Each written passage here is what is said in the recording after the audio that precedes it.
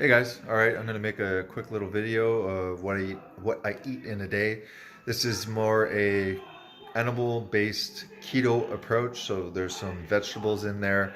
I'm not really dogmatic about spices and stuff like that, but the spices that I got are just the steak spice, and there's one that's like 1 gram per serving of carbs, and I like the chili paste. So I add a lot of spice to my food, but this will be enough for a couple of days. So let's check it out. Here you go. I'm gonna slice up the steak. I'm gonna cook the steak and the Italian sausage together.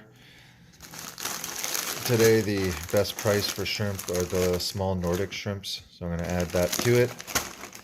After the saute, if you want to call it, is complete, then when I eat it, I'll add to the bowl some cheese. This is local cheese, St. Albert cheese from raw dairy. This is, store-bought, mass-produced Parmesan. If you have the luxury, well, get a nice quality Parmesan, but that is what I'm getting. Slice up an onion, throw it in there, and broccoli. So you can make, whatever portion size, add, double this, whatever. You have it in the fridge and just chomp down on that for a few days. It's low carb, and yeah, that's what I'm eating today. Highly suggest if you're going to use fat to cook anything or to saute anything, you use some kind of animal fat, whether it's lard, ghee, tallow, rendered duck fat. Butter would be a last choice, but this one here, most of the animal fats will withstand a high heat. So it's not like the oils that oxidize and they have a burning point. So this is really good. Just add some fat to that. All right, chopped up the Italian sausage. I'm gonna throw that in here with the duck fat, and we're gonna cook that up first.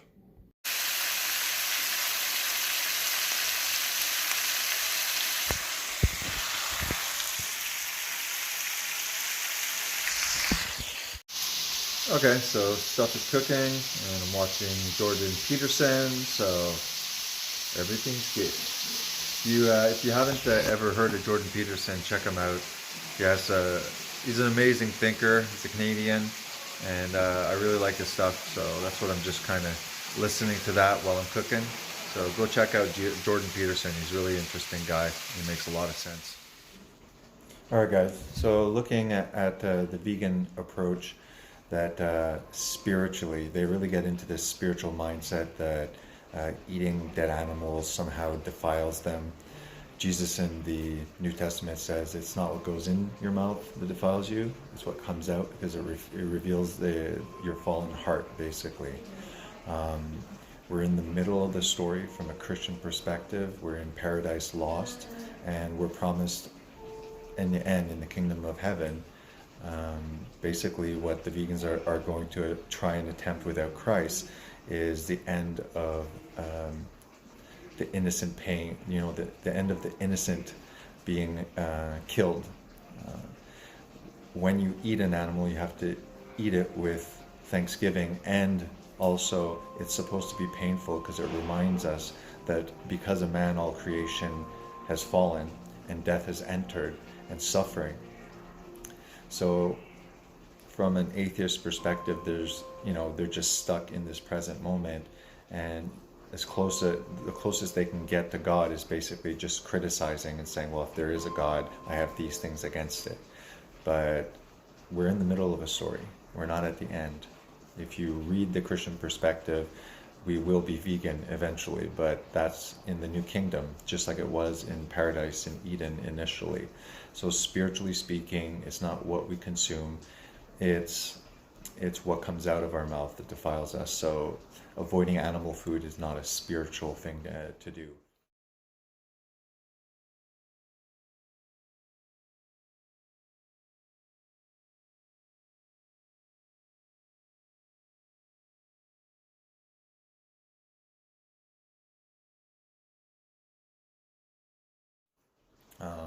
Also, there's just the straight fact that if you really research into nutrition, there's essential nutrients that are found in animal food that aren't found in the plant kingdom. Therefore, vegans kind of say, yeah, I know, but man has evolved to a point where we no longer have to eat that. And I don't believe that man is evolving into anything good. We're making our own false idols and we're worshiping them.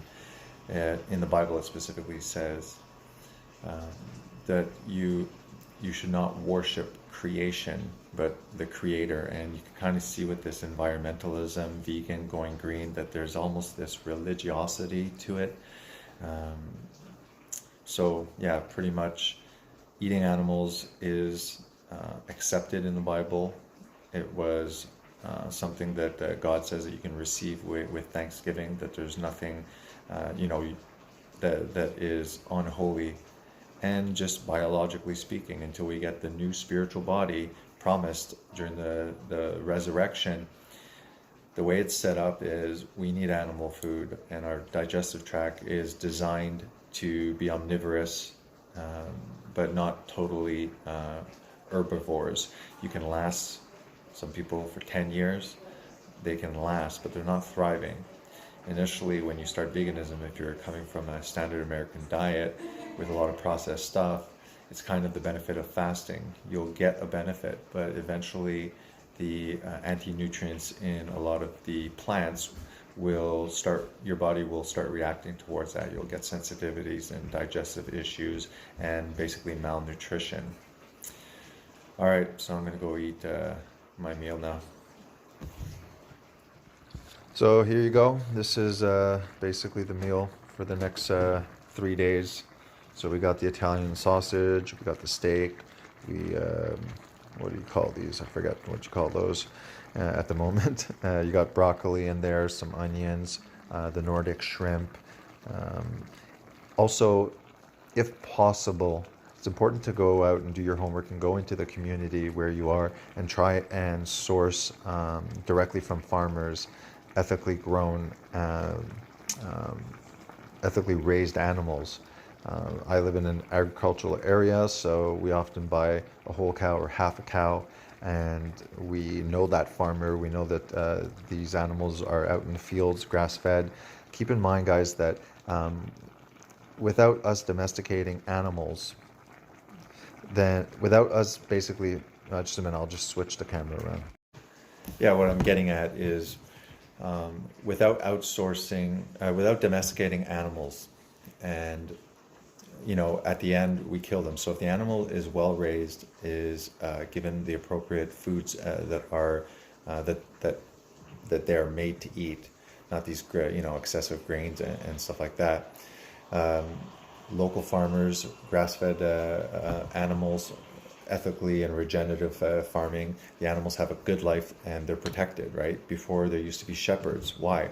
Because they gave them water, they gave them food, and they make sure that they weren't eaten by predators.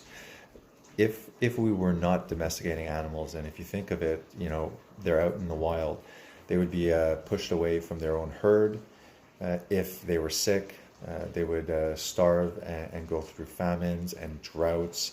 They would be eaten by predators, alive. So everybody dies and all animals die, and in the wild they have a much harder life. So I don't think that it's unethical either. It's just another, what vegans do is they pull on our heartstrings, and as if like meat eaters or people who eat animals, they're heartless and they thrive on it. They're like, yeah, I killed this animal. No, it's not true. If you're spiritual, from a Christian perspective, you're supposed to feel sadness, and it's supposed to be a reminder of the situation that we're in. And so, yeah, that's pretty much my view on that. The animals would suffer a lot more in the wild, and that's not something that the vegans are grasping.